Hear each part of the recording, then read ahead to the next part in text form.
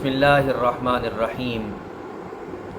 تمام محبین و مخلصین کو السلام علیکم ورحمۃ اللہ وبرکاتہ۔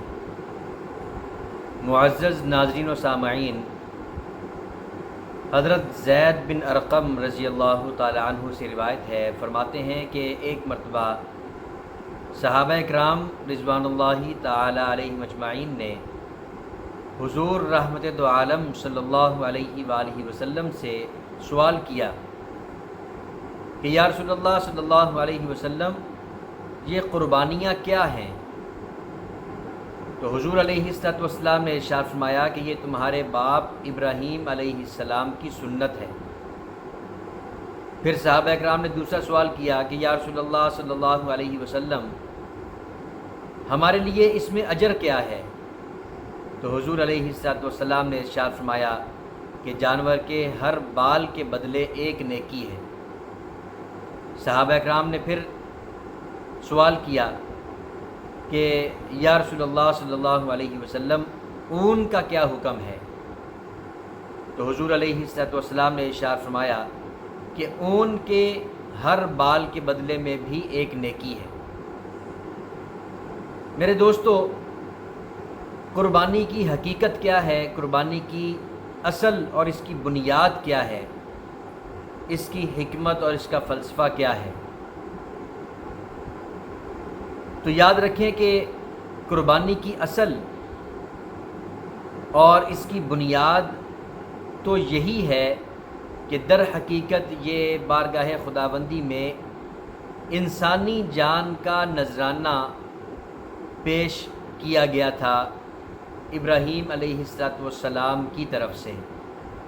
جیسا کہ ہم سب جانتے ہیں، مشہور و معروف واقعہ ہے، ابراہیم علیہ السلام نے خواب دیکھا کہ میں اپنے لخت جگر اسماعیل علیہ السلام کو اللہ کے نام پہ ذبح کر رہا ہوں۔ ایک بار خواب دیکھا، صبح اٹھے صدقہ کیا، دوسری رات پھر خواب دیکھا، پھر صدقہ کیا، پھر تیسری رات خواب دیکھا، پھر صدقہ کیا۔ تو مسلسل جب یہ خواب آتا رہا تو ابراہیم علیہ السلام سمجھ گئے کہ اللہ کی طرف سے بیٹے کی جان کا نذرانہ ہی مانگا جا رہا ہے۔ چنانچہ اپنے لخت جگر اسماعیل علیہ السلام کو ساتھ لیا، پہلے ان کے ساتھ مشاورت کی۔ وہ سارا واقعہ قرآن پاک میں سورۃ الصافات میں موجود ہے۔ تو اسماعیل علیہ السلام نے بھی رضامندی کا اظہار کیا، باپ بیٹا چل پڑے، اور ابراہیم علیہ السلام نے اپنے لخت جگر اسماعیل علیہ السلام کے گلے پر چھری چلائی۔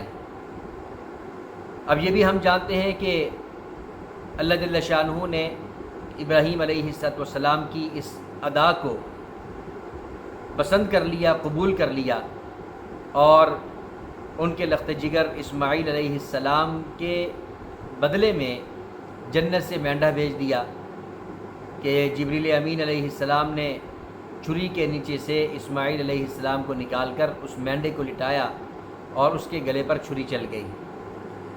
تو حقیقت میں یہ انسانی جان کا نذرانہ تھا جس کو اللہ رب العزت نے مالی قربانی میں تبدیل کر دیا۔ یہ اللہ جل شانہ کا ہمارے اوپر اور قیامت تک آنے والے تمام انسانوں پر، بالخصوص مسلمانوں پر بہت بڑا احسان ہے۔ ورنہ اگر اس وقت اللہ کی طرف سے انسانی جان کی جو قربانی ہے اس کو مالی قربانی میں تبدیل نہ کیا جاتا تو ہمارے لیے بہت بڑی مشکل ہو جاتی کہ آج ہمیں بھی اپنے ہی گلے کاٹنے پڑتے، اللہ کے نام پر خود اپنے آپ کو یا اپنے بچوں کو قربان کرنا پڑتا۔ تو قربان جائیں اللہ احکم الحاکمین کی ہمارے ساتھ جو محبت اور ہمارے ساتھ جو رحم و کرم کا معاملہ ہے اس پر، کہ اس نے ہماری طرف سے اس جانی قربانی کو مالی قربانی میں تبدیل کر دیا۔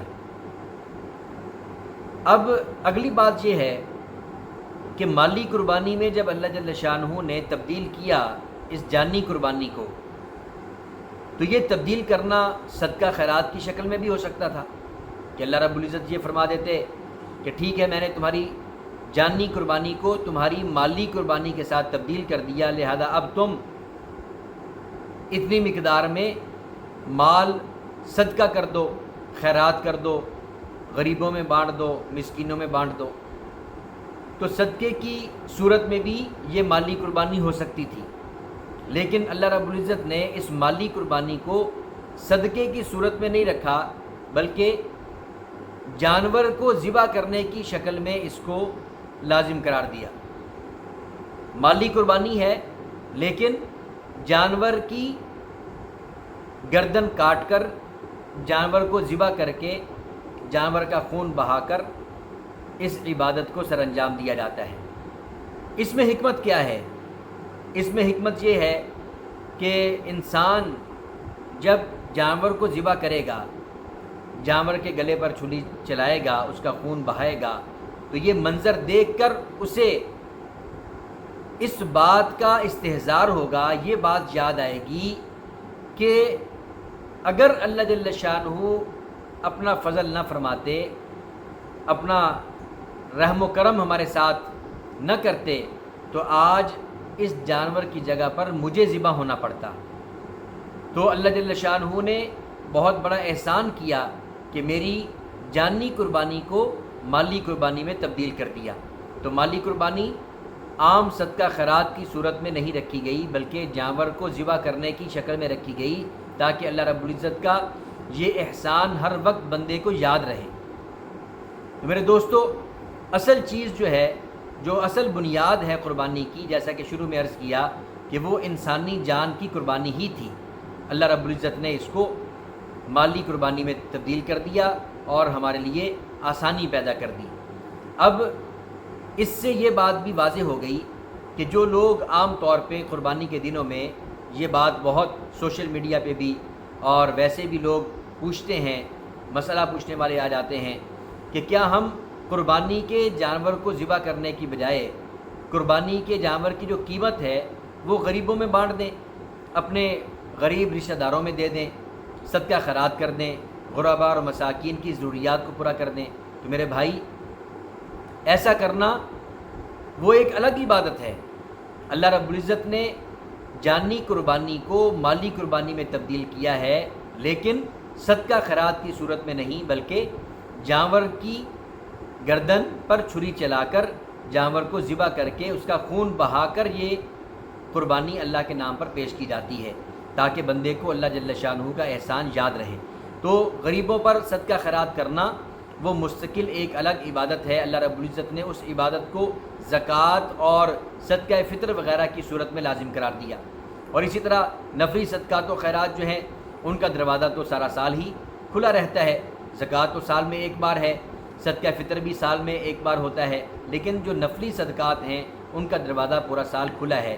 میرے بھائیوں، اگر آپ غریبوں اور مسکینوں کی مدد کرنا چاہتے ہیں، ان پر صدقہ خیرات کرنا چاہتے ہیں، تو پھر آپ الگ سے مال خرچ کریں اور غریبوں پر اس کو صرف کریں، غریبوں کی ضروریات میں اس کو لگائیں اور ان کی کفالت کریں۔ لیکن جو قربانی کی عبادت ہے، اس عبادت کے بدلے میں اگر آپ کہیں کہ میں صدقہ خیرات کر دوں، تو ایسا کرنا کسی طرح بھی مناسب نہیں ہے، کیونکہ ایسا کرنے کی صورت میں نفلی صدقہ خیرات کا ثواب آپ کو ضرور ملے گا، لیکن قربانی کا جو واجب یا فرض آپ کے ذمے لازم ہے، اس کی ادائیگی وہ آپ کے ذمے اسی طرح باقی رہ جائے گی، آپ کا فرض ادا نہیں ہوگا، آپ کے اوپر جو اللہ جل شانہ کی طرف سے ایک حق لازم کیا گیا ہے، اس کی ادائیگی نہیں ہو پائے گی۔ اس لیے آپ اس بات کو یاد رکھیں، قربانی کا جو فلسفہ میں نے شروع میں جو اس کی حکمت بیان کی، اس کو آپ ذہن میں رکھیں کہ اصل حکمت اس کی کیا ہے۔